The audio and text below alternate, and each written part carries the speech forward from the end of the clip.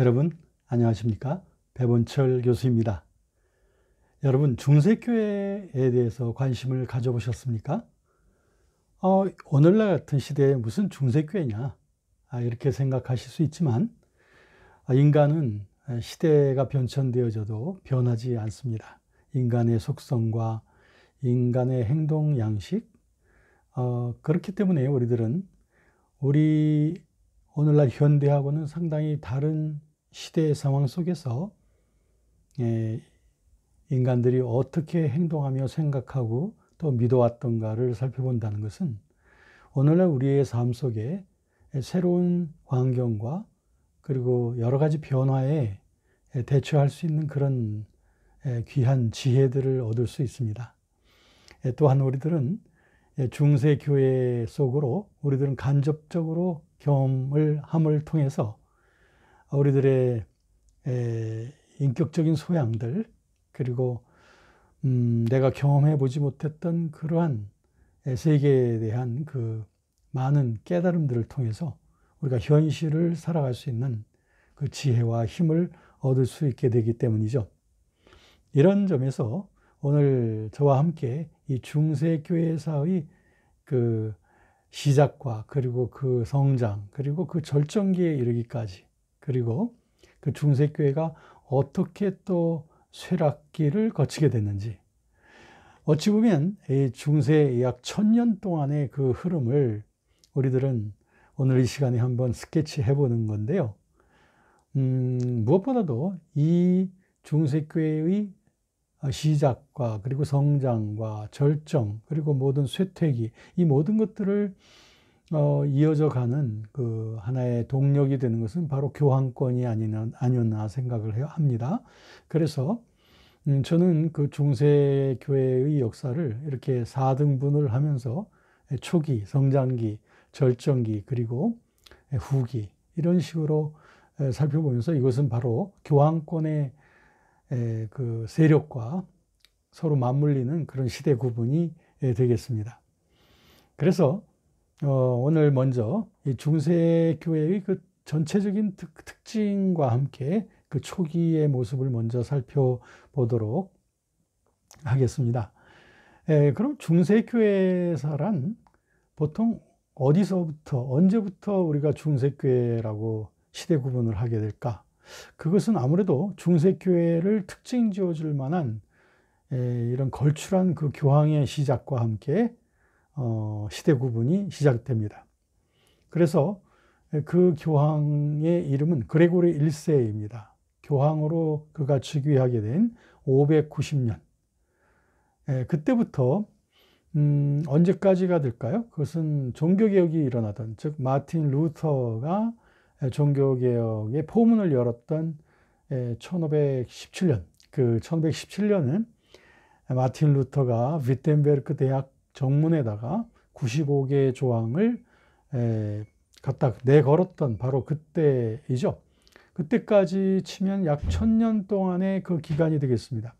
이 기간에 걸쳐서 우리가 그 전체적인 그 특성을 본다면 중세교회 시대는 무엇보다도 그 어거스틴의 그 신의 도성의 이상이 실현되어져 가는 듯한 그런 역사이기도 했습니다. 왜냐하면 어거스틴의 신의 도성에서 신의 도성과 그리고 지상의 도성으로 나뉘어지면서 그 신의 도성이 바로 교회와 그 교회 세력의 확장을 말하는 거 아니겠습니까? 그래서 그 신의 도성이 결국에는 지상의 도성과의 투쟁기를 거쳐가다가 마침내는 이 지상에 완전한 하나님의 나라를 이루어간다라고 하는 그런 이상이 어거스틴의 신의 도성에서부터 보였는데 이것을 철저하게 신뢰하고 그리고 그와 같은 시대를 만들어감에 있어서 하나님이 자기를 분명히 뽑아주셨으리라고 하는 그런 소임을 갖고 있었던 사람들이 중세시대의 교황들이 아닌가 생각을 합니다. 그래서 교황은 교회의 세력을 확장하고 그리고 지상의 도성을 정복해 나가서 하나님의 나라를 확장해가는 그 임무, 이것이 바로 교황들에게 주어진 중차대한 임무라고 하는 그런 의식을 가지고 중세 교황들은 교회의 확장을 힘써 왔던 거죠. 그러다 보니까 자연스럽게 세속적인 권력과의 투쟁은 불가피한 것이었겠습니다.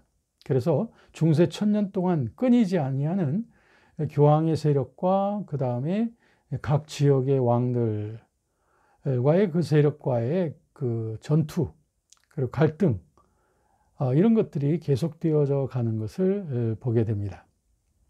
그리고 중세 시대 때는 아무래도 로마 제국의 나중에 가서 이제 로마 제국이 둘로 나눠지게 되지 않습니까? 동로마 제국, 서로마 제국으로 나눠지는데 그 동쪽 지역들은 아무래도 이슬람 세력에 많이 짓밟히게 되어지고 그러다 보니까 이제 교황권의 그 신장과 세력은 주로 서쪽에서 서로마 제국을 배경으로 해서 이 로마 교회가 그 중심을 이루게 됩니다.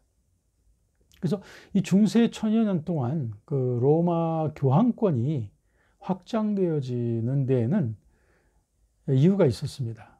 로마 교황권, 그 로마 교황이라고 하는 것이 원래 로마 교회의 감독이 아니었겠습니까?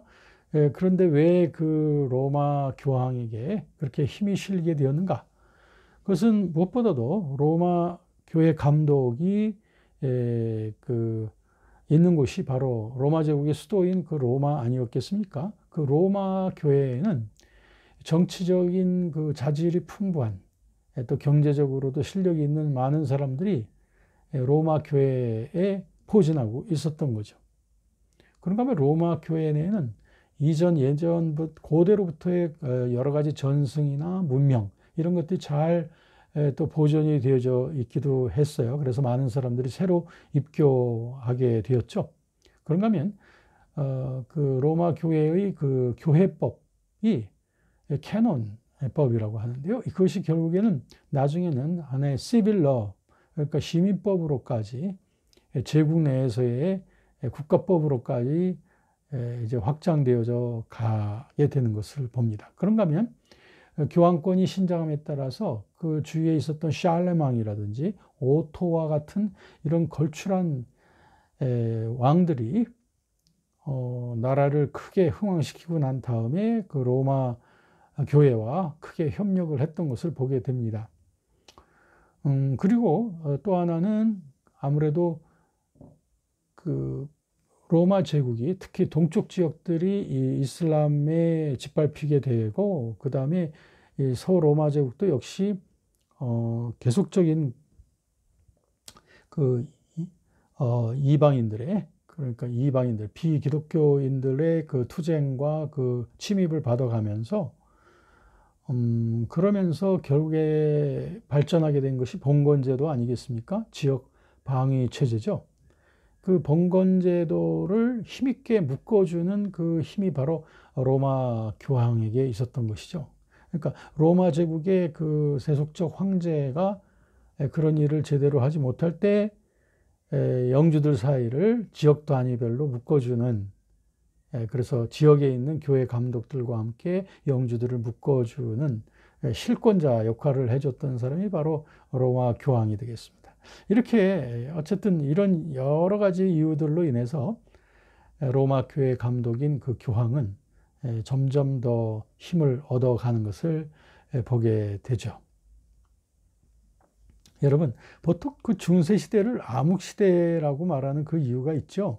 그 암흑시대라고 하는 것은 아무래도 문맹률이 그만큼 높았다는 것 아니겠습니까? 그래서 중세시대 때의 사람들은 자기 이름을 쓰지 못하는 사람들도 대단히 많았다고 하니 뭐 성경을 읽는다든지 이런 학문적인 발전이라고 하는 것이 일반인들에게는 불가능했습니다. 거의 무학의 시대가 바로 중세시대였겠죠. 물론 학자들과 또 무엇보다도 스콜라 철학의 그 부흥기를 빼고 난다면 말이죠. 그러다 보니까 중세시대는 상대적으로 무예가 더 많이 발전을 해서 아무래도 이 그 전투가 많이 있었던 전쟁이 많이 있었던 그런 시대였기 때문에 그렇게 되면 이와 같은 중세 시대의 사람들을 유일하게 묶어줄 수 있는 정신적인 권위가 바로 교회였던 거죠. 그리고 거기에는 기독교 신앙이 있었던 것입니다.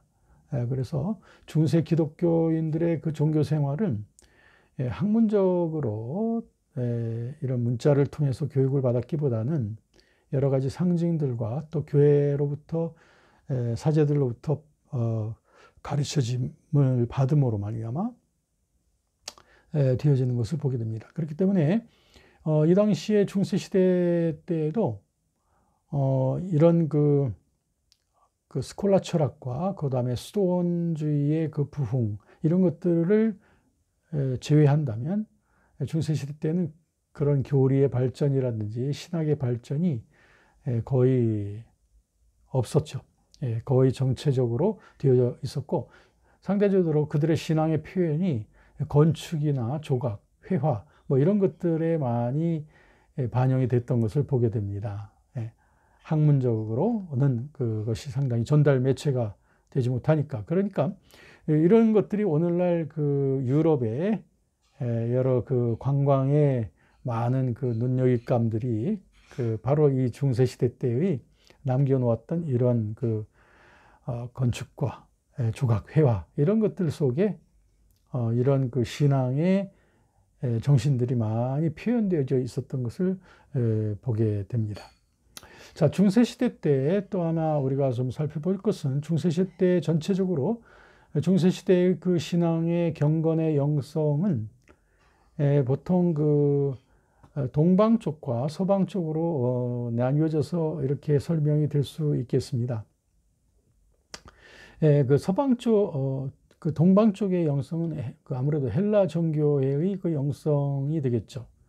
그리고 서방 쪽은 라틴 영성이 되겠습니다. 좀 더 이 두 가지 영성이 좀 상당히 좀 특징을 보여주고 있는데요. 서로 다른 특징들. 예를 들면 그 동방 쪽의 헬라 정교회의 그 특징에는 아무래도 그 알렉산드리아파가 중심을 이루어 있었겠고요. 그런 그 동방교회에는 유명한 그 영성가들로서 오리겐, 크리소스톰, 바실 뭐 이런 사람들의 영향을 크게 둘 수 있고요. 동방 쪽에서는 동방 영성 중에 두드러진 것 중에는 그 아무래도 순교적인 정신. 왜냐하면 이슬람 세력들 또 외부로부터의 그런 공격을 받으면서 그들은 기독교 신앙의 그런 그 순교적인 면들을 많이 강조했던 것입니다. 지금도 저와 여러분들이 아무래도 이제 유럽에 특히 동유럽 쪽에 우리가 여행을 하다 보면 그 동방에 많은 수도원들이 있는 것을 지금까지 전래되는 것을 많이 보고 있고요. 그들의 남겨진 그런 신앙 속에 보면 매우 십자가적인 그 순교적 신앙의 강조들이 많이 되어져 있는 것을 보게 됩니다. 그리고 아무래도 이 동방 쪽에는 금욕주의적인 영성 이런 것들이 많이 드러나고 있고요. 특별히 그 데오시스라고 해서 하나님을 닮아가는 거, 그 하나님의 신성에 참여하고 하나님처럼 되어져가는, 말하자면 그리스도처럼 되어져가는 이러한 그 영성이 그 동방 쪽의 그 영성 속에는 아주 깊이 흘러오고 있는 것을 볼 수가 있습니다. 그래서 동방 수도원 속에 많이 나타나 있는 이것은 우리들이 또 본받을 수 있는 좋은 역사적인 유산이라고 생각을 해요. 네. 그래서 뭐 예를 들면 나중에 이제 서방의 영성들도 동방 영성으로부터 또 주고받고 하는 그런 일들이 이제 십자군 운동을 통해서도 많이 일어나게 되겠죠. 네. 이런 것이 이제 동방교회 쪽이고 그런가 하면 서방 쪽에는 아무래도 대표적인 사람은 뭐 어거스틴이라든지 그리고 터툴리안, 제롬 이런 사람들을 들 수가 있는데요. 그런데 이제 서방교회 쪽은 이 동방교회에 비해서 그 데오시스, 그러니까 하나님을 그리스도를 적극적으로 닮아가는 이런 부분에 대해서 조금 약합니다. 어떤 점에서 약하냐면 특별히 그 어거스틴적 영성은 인간의 본성에 대한 상당히 그 소극적인 그러한 면들을 많이 보여주고 있기 때문에 그렇기 때문에 적극적인 그 하나님을 향한 신화, 네오시스에 대한 그런 강조가 동방에 비해서는 좀 약하다. 이렇게 볼 수 있겠습니다. 그 대신 서방 쪽은 아무래도 어떤 교회의 규율이라든지 또는 여러 가지 도덕적인 규범들 이런 것들을 만들어 가는 데 있어서는 동방 쪽보다는 좀 더 구체화 되어져 있었던 것을 봅니다. 그렇다고 해서 뭐 서방교회 영성에 이런 영성의 깊이가 없다라고 그렇게 말할 수 있는 것은 아니고요.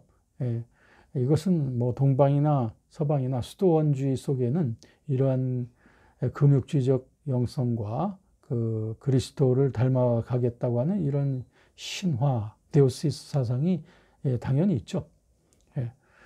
그 다음에 서방 쪽에서 특별히 보면 중세 절정기 때에도 보면 신비주의가 많이 발달해 가는 것을 보게 되고요.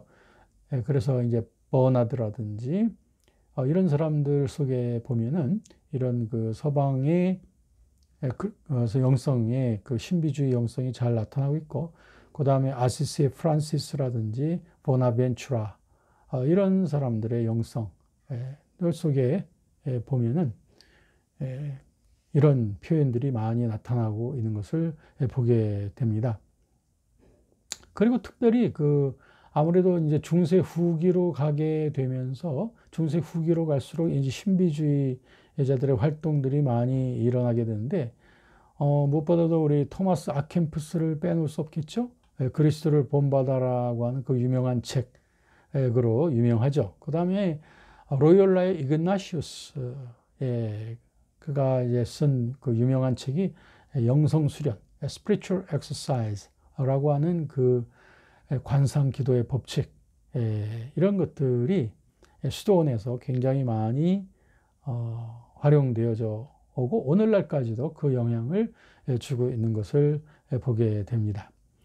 여기서 조금 잠깐 정리를 하고 나갈 것은 중세시대 때의 수도원의 영성 속에는 아무래도 성경적인 또 종교개혁주의적인 이신칭의 구원론의 기반은 상당히 약한 것을 볼 수가 있습니다. 이신칭이 justification by faith, 즉 믿음으로 말미암아 의롭다함을 받는다라고 하는 아가페 모티브 성향은 상당히 약하게 나타나고 있다. 이 점은 우리들이 늘 조심을 해야 됩니다. 왜냐하면 오늘날도 중세 영성이 아무래도 가톨릭 교회에 지금까지 많이 전달이 되어져 왔기 때문에 오늘날 개신교 영성가들 가운데서 이 가톨릭적인 영성을 그대로 여과 없이 차용하려고 하는 그런 분들이 계신데 요 점에서 우리들이 주의해야 됩니다. 그래서 구원론적으로 보면 이제 가톨릭 교회 영성은 고대로부터 내려온 말하자면 그러니까 네오펠라기안 그러니까 신펠라기안주의적인 구원론을 갖고 있기 때문에 개신교의 아가페 모티브적인 구원관과 차이가 나죠. 이 점은 우리가 상당히 구분을 져야 되는 부분이다. 이렇게 말씀드리겠습니다. 자, 아까 제가 초두에 말씀드렸죠. 중세교회가 시작된 것은 그레고리 1세 교황의 역할이 상당히 컸다라고 했잖아요. 그럼 그레고리 1세 교황의 공헌이 그만큼 컸다는 그런 말이 아니겠습니까? 그렇습니다. 그레고리 1세 교황을 중세의 최초의 교황이라고도 일컬어질 정도이니까 그럼 그가 했던 혁혁한 공헌이라는 것이 어떤 것일까? 무엇보다도 그레고리 1세 교황은요, 로마 제국을 방비하는 일에 상당히 역할을 많이 해 주었습니다. 그가 세속 황제는 아니었습니다만 그래도 교황이 로마 제국을 보호하는 일에 굉장히 뛰어들었던 거죠. 특별히 롬바드족이 로마를 침공했을 때 그는 교황의 권위로서 그들과 화해시키고 그래서 로마가 정복당하는 것을 방어하기도 했습니다. 그러자 많은 사람들이 황제보다도 교황이 로마의 실권자다라고 보게 되는 그런 눈이 이제부터 시작이 되는 거죠. 그러니까 이런 의미에서 이제 중세교회사다라고 말할 수 있는 것입니다. 그래서 그레고리 1세 교황은 점점 그 땅을 많이 얻게 됩니다. 그가 이제 그 교황권의 수입이 착실히 늘어남으로 말미암아, 그런데 그 수입을 가지고 교회를 상당히 살찌게 하는 일을 했던 겁니다. 그래서 성직자들에게 보수를 준다든지, 또 로마 제국의 방비, 변방에 대한 방비 사업을 하기도 하고, 로마 제국 내에서 여러 가지 구제 사업을 하기도 합니다. 이런 일들 많이 하고요. 그런가 하면 그 신앙생활에 있어서도 그는 예배의 개혁하는 거, 그 다음에 예배 순서를 만들고, 그 다음에 음악의 역사에서도 길이 남을 그 그레고리안 찬트 들어보셨죠? 이 그레고리안 찬트, 그레고리안 성가를 만들기도 하고요. 또 여러 가지 성경 주해집, 또 설교집, 이런 것들도 만들어 갔습니다. 그리고 또 교리적으로도 보면 그는 이제 연옥에 대한 그 연옥설을 상당히 강화시켰던 그 교황이기도 합니다. 또 구원에 대한 신앙에 있어서도 보면은 어거스틴주의적인 어떤 아가페 모티브보다는 세미펠라기안적인, 즉 인간의 노력과 공로와 뭔가 선행도 구원받기 위해서는 꼭 필요하다라고 보는 이런 견지를 붙잡았습니다. 그래서 그런 전통이 오늘날 이제 가톨릭 교회까지 흘러오고 있죠. 뿐만 아니라 그레고리 1세 교황은 그 교황의 확장 사업, 즉 선교 사업이죠. 교회를 확장해가는 그 일에도 굉장히 힘을 벌렸습니다. 그래서 로마 제국의 그 변방을 넓혀가면서, 그래서 새롭게 그 복종되어지는 그 이민족들에게 기독교로 집단 개종을 시키는 이런 일들을 그레고리 1세가 해 나가기 시작하는 거죠. 이와 같은 집단 개종은 힘에 의존해서 하는 거기 때문에 이런 그 선교 방법을 힘에 의한 선교라고 일컬어집니다. Mission by force. 이것은 뭐 군사적 힘, 또 경제적 힘, 문화적 힘, 뭐 이런 것들을 통해서 선교해 나가는. 그래서 거기에는 이제 장점도 있겠죠. 근데 또 거기에는 치명적인 약점도 있을 거예요. 장점은 아무래도 집단 개종시켜서 기독교인으로 한 번에 다 만들 수 있다고 하는 그 장점이라면 장점이겠죠. 근데 약점은 뭐냐?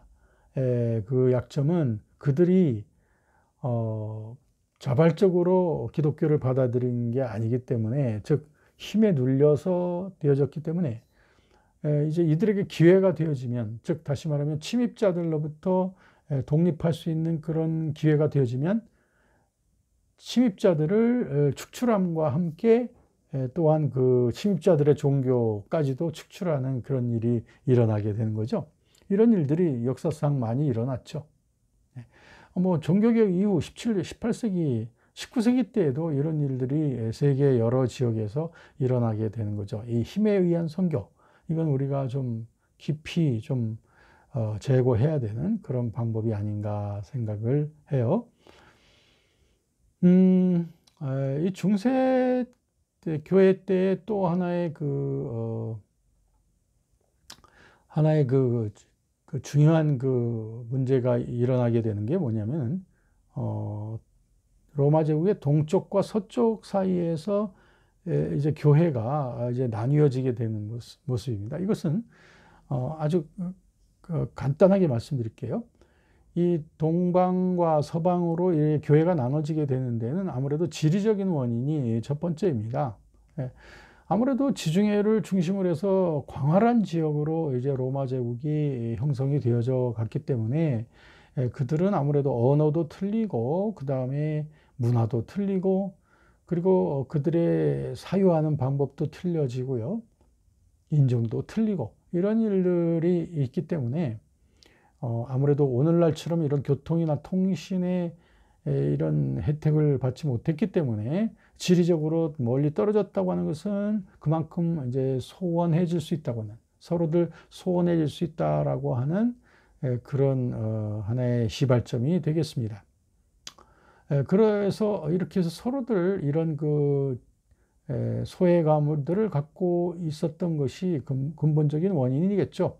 동방서방이 나눠지는 것. 그런데다가 로마 제국이 또 나눠지지 않습니까? 동로마 제국, 서로마 제국으로 나눠지고 각각 제국에는 서로 다른 통치자들이 황제들이 군림하게 되잖아요. 그러다 보니 이 교회는 형식적으로는 아직 나눠지진 않았지만 그래도 동쪽과 서쪽 간의 그 교류가 이제 점점 없어질 수밖에 없는 이런 것들이 결국엔 교회가 이제 나눠지게 되는 그 하나의 먼 원인이 된다 이렇게 말씀드릴 수 있겠습니다. 잠시 후에 저는 이제 그 직접적인 원인을 말씀드릴 겁니다. 교회가 나눠지는 직접적인 원인 좀 더 이따가 말씀드리겠습니다. 또 하나의 변수가 중세 때의 변수라고 할 수 있는 것은 이슬람 세력입니다.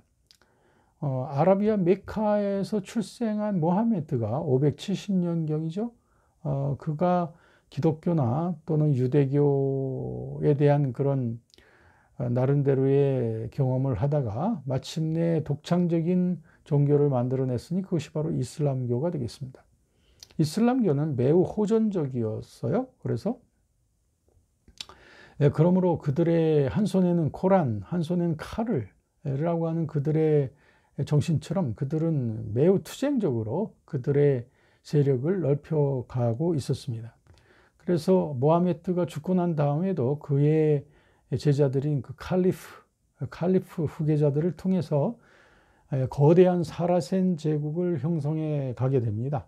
그러면서 이제 기독교 이 로마 제국에 계속적으로 이 사라센 제국의 세력은 계속적으로 이제 침입해 오게 되는 거죠. 그때부터 기독교 문명과 이 이슬람 문명 간의 문명의 충돌은 계속적으로 되어져 가는 것을 볼 수 있습니다.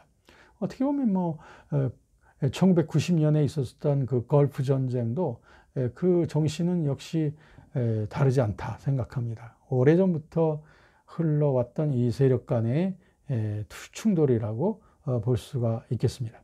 자, 이런 것들이 이제는 이제 중세교회를 이끌어가는 어떤 그 모티브들이었다. 이렇게 말씀드리면서 중세교회 초기 모습까지도 아울러서 살펴보았습니다. 자, 이제 우리들은 두 번째 국면으로 넘어갈까요? 그래서 중세교회의 교황권의 성장기라고 할 수 있는 시대가 되겠습니다. 중세교회의 성장기, 교황권의 성장기란 대개 어느 정도서부터를 말할까라고 하면 그 샬레망이라고 하는 샬레망 왕에 대해서 아까 말씀드렸는데 그 샬레망 왕이 교황으로부터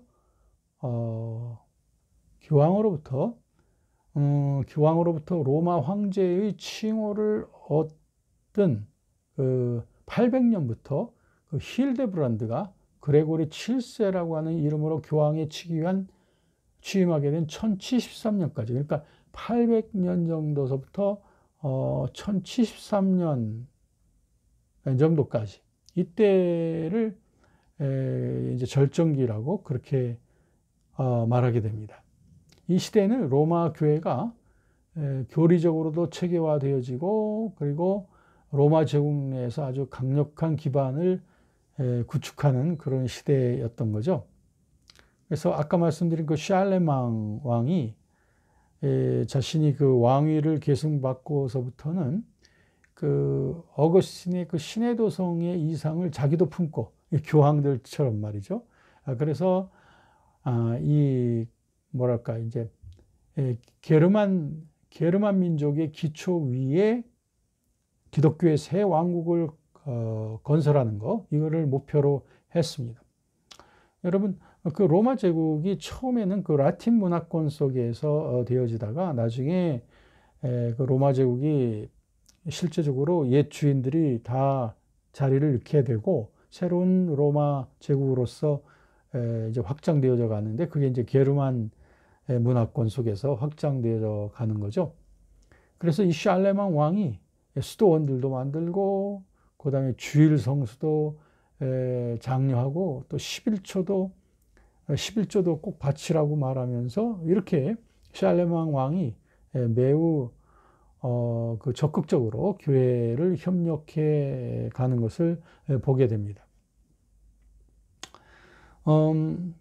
그래서 이때 이제 그만큼 이제 교황권이 그만큼 성장하고 있었다는 것을 보여주는 것이 바로 그거죠.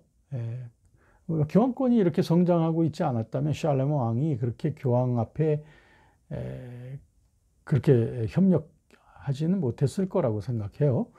자, 그래서 이런 것과 함께 이제 로마 제국은 이제 게르만 민족의 문화권 속에서 하나의 거대한 제국을 또 형성하게 되는 거죠. 이때 아무래도 교황이 이제 실권적인 그 역할을 로마 제국 내에서 하게 된다고 아까 말씀드렸죠. 그렇게 되는 배경은 봉건주의 때문에 그렇습니다. 그래서 국가가 전체적으로 로마 제국을 방어하는 그 힘을 미치지 못할 때 영주들을 중심으로 해서 여러 변방에서 봉건제들이 급속도로 발전하게 되는 거죠. 그러니까 영주들은 영주들 사이에도 다투기도 하지만 이민족들이 쳐들어오게 되면은 영주들끼리 또 같이 힘을 합치기도 하죠. 그럴 때 그들을 묶어줄 수 있는 그 역할을 누가 해주느냐? 그게 바로 교회가 해주는 거였어요. 교회 감독들이 지역에 있는 교회 감독들이 해줬고, 그리고 그 묶어주는 힘의 가장 헤드십에는 바로 교황이 있겠죠. 그러니까 이 봉건제도는 영주 밑에 이제 봉신들이 있잖아요. 그래서 봉신들이 이제 영주 앞에 섬겨가지고 일을 하고 그 대가로서 이제 그들이 수입을 얻게 되죠. 그러면 영주들은 그 봉신들로부터 받은 것을 가지고 이제 그들의 제도로 자기들의 성을 강화시켜 나가게 됩니다.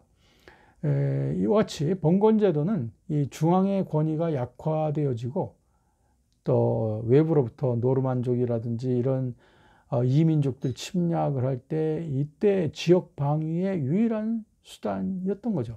영주는 봉신에게 보유지를 주고 그리고 적으로부터 보호를 해주는 거죠. 영주가 그런 역할을 해주는 거죠. 그런데 이제 이런 봉건제도는 또 분열과 권력 투쟁의 또 온상이 되기도 하는 거였어요. 그래서 마침내 교황을 중심으로 해서 이런 모든 강력한 마치 중앙정부와 같은 매개체가 바로 교회였던 거고, 그 위에 교황이 있었으니 이래서 이 시대의 신성 로마 제국이라고 하는 그런 말이 나오게 됩니다. Holy Roman Empire라고 하는 것이죠. 자, 여러분, 이 교황의 세력이 이렇게 강력하게 부상을 하게 되어지면서 따라오게 되는 것이 뭐냐면은 이 교황권이 점점 부패해가는 모습을 보게 됩니다. 어떻게 보면 신성 로마 제국과 신성 로마 교회, 이것은 중세 유럽의 통일된 양대 세력이었던 것만은 분명해요. 근데 이 두 세력이 때로는 서로 교합하고 때로는 충돌하고 하면서 중세의 역사가 흘러가고 있단 말이에요. 그런데 이제 점점 날이 가면 갈수록 교황의 세력이 점점 더 강화되어져 간단 말이죠. 그러면서 교황청 내부에서 있어서는 안 되지만 이런 그 불미스러운 일들이 굉장히 일어나게 되는 겁니다. 그래서 정치적인 분쟁, 탐욕과 폭력 이런 것들이 교황청 내부에서 일어나게 되고, 한마디로 교황청은 이런 그 죄악의 그런 어떤 온상처럼 변화되어져 가는 모습들을 보게 되는 것입니다. 이처럼 그 교황의 권력이 점점 더 부패했음에도 불구하고 교황의 권력이 점차적으로 더욱더 강화되어지는 데는 여러 원인들이 있었는데, 그 중에서 여러 문서들의 역할을 빼놓을 수가 없습니다. 문서들. 그 교황의 권력과 소유를 강화시키고 그리고 보장해 줬던 문서들이 있었어요. 근데 그 문서들이 상당히 그 날조된 두 가지 문서를 소개해 드리겠습니다. 그 첫 번째는 뭐냐면 콘스탄틴 대제의 기부서라고 하는 것이었어요. 두 번째는 뭐냐면 이시도르의 전집이라는 것이었어요. 이 두 가지가 다 날조된 거였다는 거예요. 왜냐하면 교황을 세력을 부추기기 위해서 거짓으로 만든 문서라는 거예요. 자, 콘스탄틴 대제의 기부서라고 하는 것은 어떤 내용이었을까? 그 옛날에 콘스탄틴 황제 있었지 않나요? 그 콘스탄틴 황제가 그 나병에 들렸다. 나병에 들렸을 때에 그가 어떤 방법으로 해서도 낫지가 않자 당시에 교황이었던 실베스터 교황을 불러서 기도를 요청했는데 그 기도를 받고서 나았다는 거예요. 그래서 답례로서 이 콘스탄틴 황제가 이 교황에게 엄청난 땅을 희사했다고 하는 겁니다. 그 땅 문서입니다. 그 땅 문서예요. 여러분들 그 땅 문서가 있으면 그 땅이 이 지역이 여기서부터 여기까지가 내 땅입니다라고 이렇게 주장을 할 수 있는 게 땅 문서 아니겠습니까? 그런데 이제 이 거짓된 이 땅 문서로 인하여 로마 교회는 여러 지역들을 그 정복하고 그것을 합법적으로 그 지역이 자신들의 것이었다라고 하는 것을 주장함으로 말미암아 소유권을 주장할 수 있는 그러한 문서였어요. 두 번째는 이시도르의 전집이라고 하는 것입니다. 이시도르의 전집이라고 하는 건 뭐냐면 교회에서 여러 가지 논쟁들이나 해결해야 될 그런 문제들이 일어날 때에 여러 이제 사제들이 같이 논의를 하지 않습니까? 그런데 이 문서는 뭐라고 말하냐면 여러 가지 중요한 회의들이 열릴 때에 그 최종적인 결정권자는 언제나 교황이다라고 하는 어떤 교회 회의의 결과라고 하는 거예요. 교회 회의의 결정이라는 거예요. 그러니까 이것이 이제 그 이시도르의 전집이 결국에는 효력을 발휘하게 되니까 어떻겠습니까? 교황은 결국에는 모든 회의의 종결자로서 그렇게 힘을 발휘할 수가 있게 되었단 말이에요. 그러니 여러분 어떻게 보면 이 요술방망이와 같은 이 두 가지 큰 능력을 이제 교황들이 가질 수 있게 된 거예요. 하나는 소유권, 엄청난 지역의 소유권을 합법적으로 주장할 수 있게 됐고, 두 번째는 모든 회의의 종결자로서의 역할을 교황이 할 수 있게 됐다는 거. 이거 얼마나 대단한 일이겠습니까? 그러니까 교황은 뭐 하늘 높은 줄 모르게 교황의 세력을 확장해 갈 수가 있었던 거예요. 언제까지? 수백 년 동안. 적어도 이제 르네상스가 일어나고 그래서 여러 가지 고전 문서들에 대한 연구들을 르네상스로 말미암아 학자들이 하게 되어져서 마침내 이 콘스탄틴 대제의 기부서와 이시도르의 전집이라는 것이 이것이 완전히 날조된 잘못된 문서라고 하는 것이 밝혀졌습니다. 그게 언제냐면 15세기 중반에 가서야 이것이 밝혀졌으니 수백 년 동안 이것이 효력을 발휘하고 있었다라고 하는 것입니다. 이제 여러분들 이제 교황권이 왜 중세시대 때 그렇게 강화되어지고 성장하게 되었는지 여러 가지 요인들이 있었구나 하는 것을 여러분들이 이해하실 수 있겠습니다. 이제 이 교황권의 성장기 때 일어났던 하나의 그 변수로서 동방교회와 서방교회로 이제 분열이 되어지는 모습을 보게 됩니다. 자, 이것에 대해서 이제 설명을 드릴게요. 오늘날 우리 기독교의 커다란 흐름은 그 보통 크리스천 처치라고 하는 명칭을 쓰고 있는 그러한 세 가지 커다란 흐름은 정교회, 오르독스 처치, 그 다음에 로마 카톨릭 교회, 캐톨릭 처치죠. 그 다음에 개신교회, 프로테스탄트 처치, 이 세 개의 커다란 조류가 있다라고 제가 말씀드린 바 있습니다. 그런데 드디어 이제 개신교는 16세기 때 이제 제도화되어진 것이고, 그 전에는 사실은 하나의 교회로 교회 제도로 되어지다가 11세기에 가서 동방과 서방교회로 나눠지게 되는 거죠. 동방교회가 정교회이고요. 서방교회가 라틴 교회, 그러니까 가톨릭 교회의 그 흐름이죠.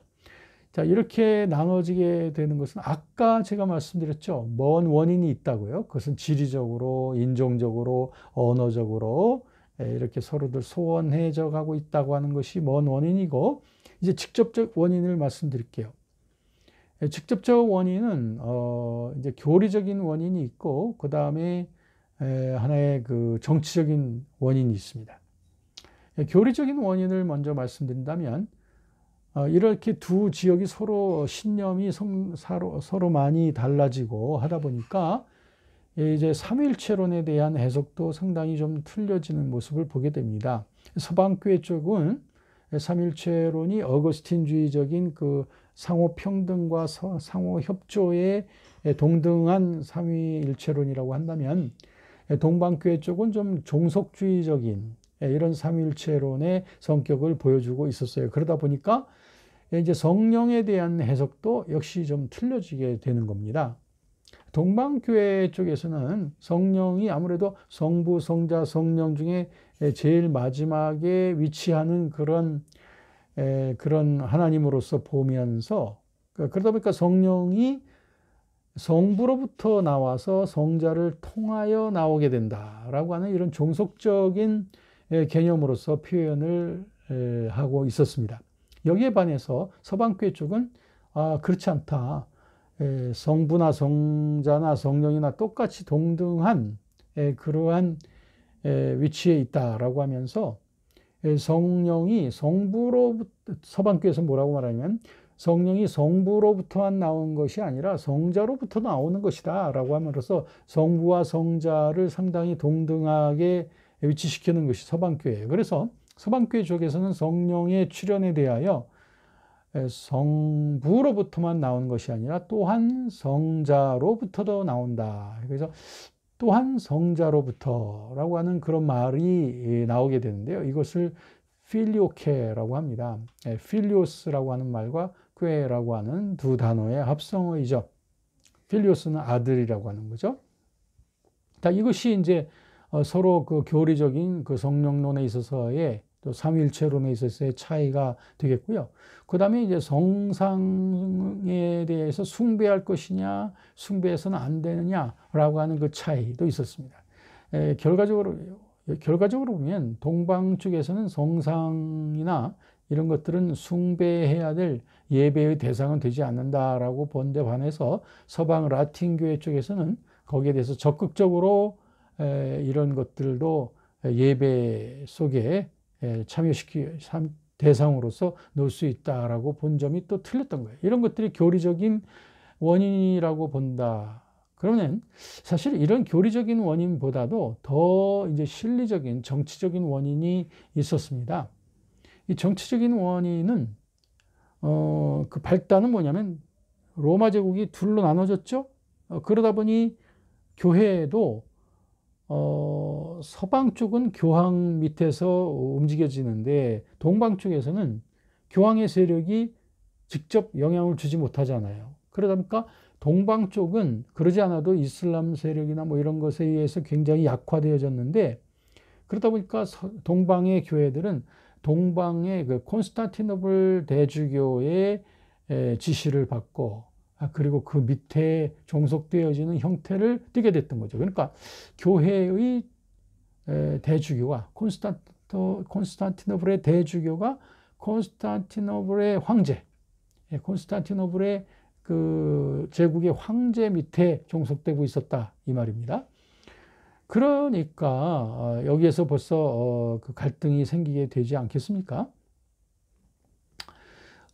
그런데 어떤 일이 벌어지게 되느냐면, 동방교회 쪽에서 일어난 일인데요. 동방의 콘스탄티노플 대주교가 그 황제 집안에 일어났던 비리와 그리고 여러 가지 그 죄악스러운 그런 일들을 목격하고서 뭔가 대주교로서 어떤 명령을 했느냐면, 그 콘스탄티노플 황제가 한동안 반성을 할 것, 그 다음에 교회 미사에 참석하지 말 것, 뭐 이런 등의 권고를 했습니다. 그런데 콘스탄티노플 황제는 그걸 상당히 고깝게 보았던 거죠. 네. 그렇기 때문에 제가 이제 짧게 요약을 해서 말씀을 드리는 거예요. 그래서 황제는 이 대주교를 잘라버렸습니다. 잘라버리고 자기가 좀 그 다루기 쉬운 새로운 주교를 콘스탄티노플의 대주교로 얹혀놓던 것이죠. 그러니까 어떻게 보면 그 자신의 자리를 잃어버린 그 전임자였던 콘스탄티노플의 대주교가 상당히 억울했습니다. 자기의 억울함을 누구에게도 하소연할 수가 없었겠죠.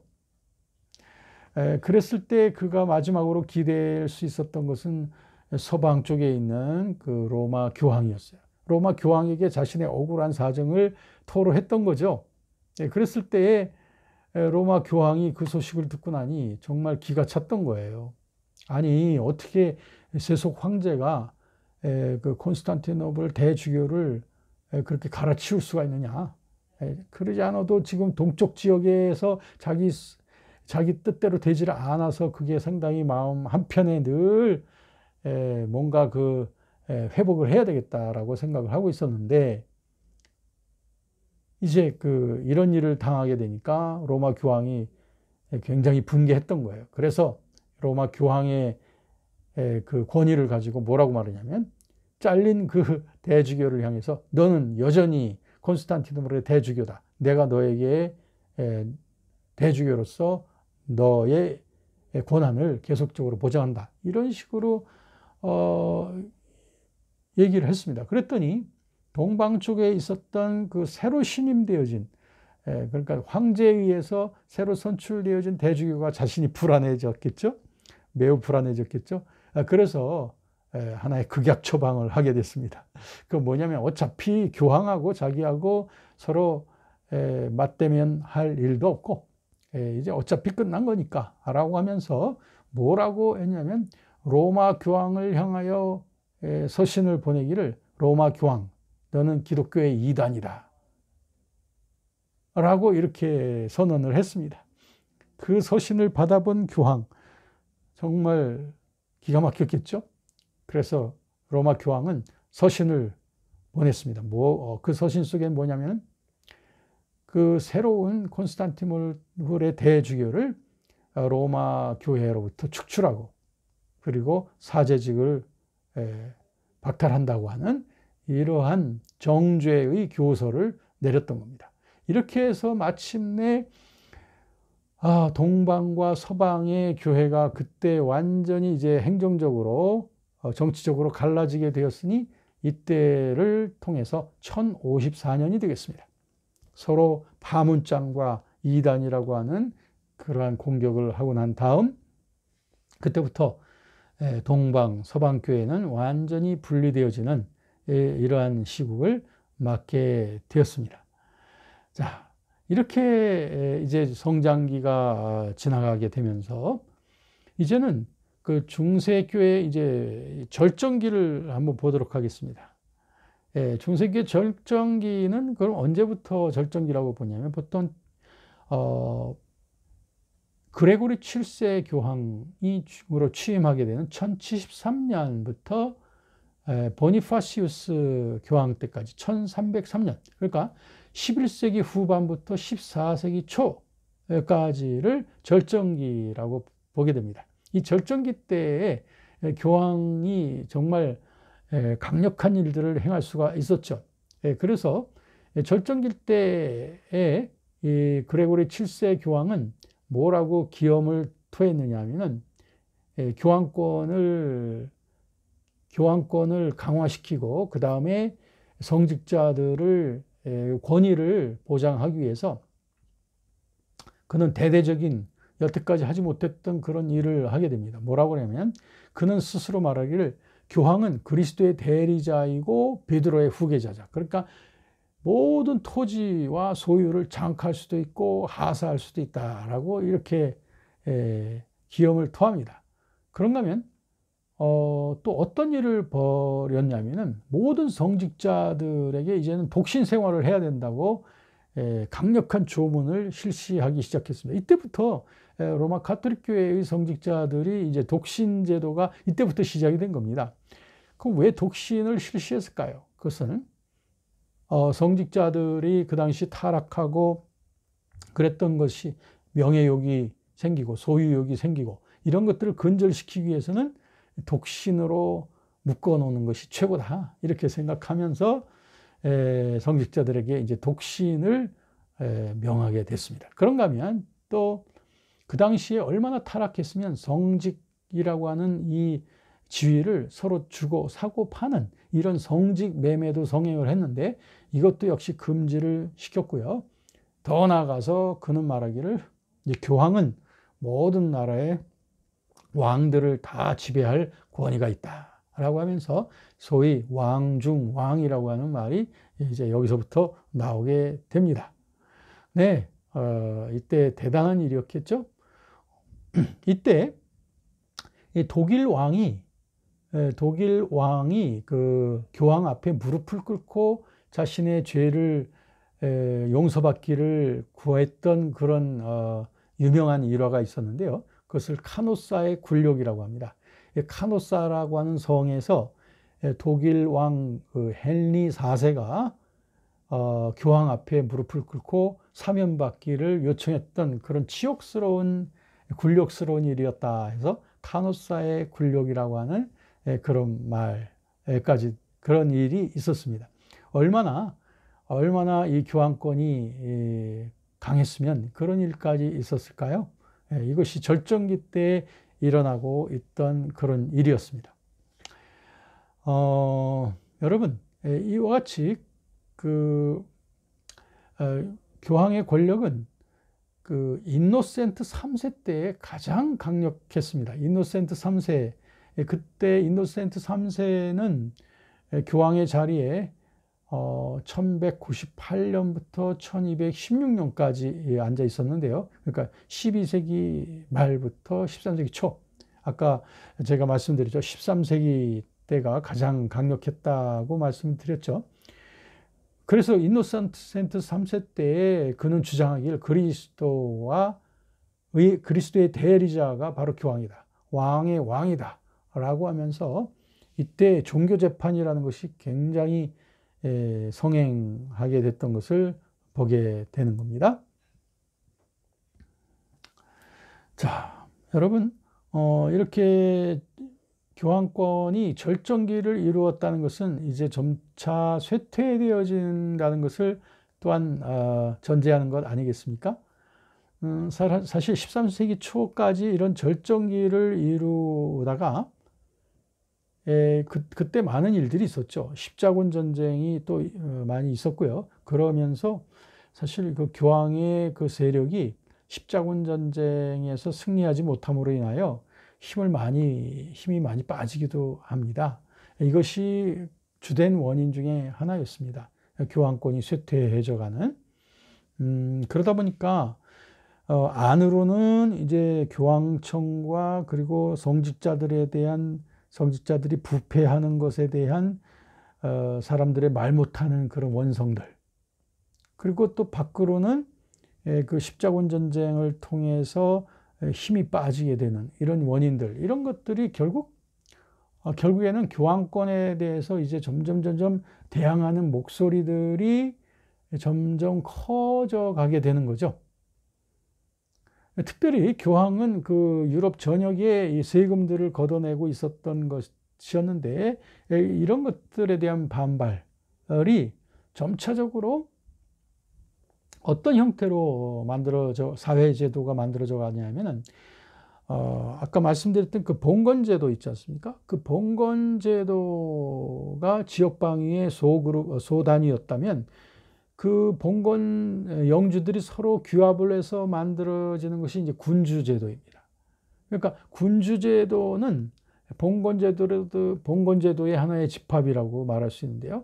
이런 군주제도가 이제 유럽의 여러 지역적인 큰 덩어리들이 만들어지게 되는데요. 이 군주제도가 오늘날의 유럽에 있는 여러 국가들의 모체가 되는 것입니다.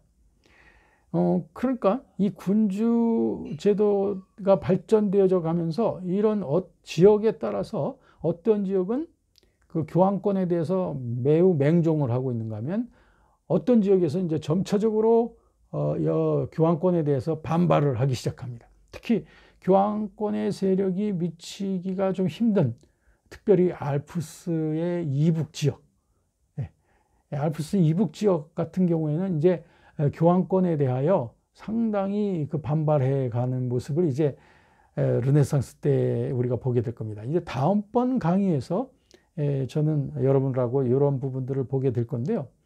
자, 이렇게 해서 이제 그 군주제도들이 만들어지게 되면서 이런 군주제도들을 중심으로 해서 교황에 대해서 반대하는 세력들은 더 규합을 하게 되는 거죠. 군주 국가, 군주적인 제도들을 중심으로 해서요.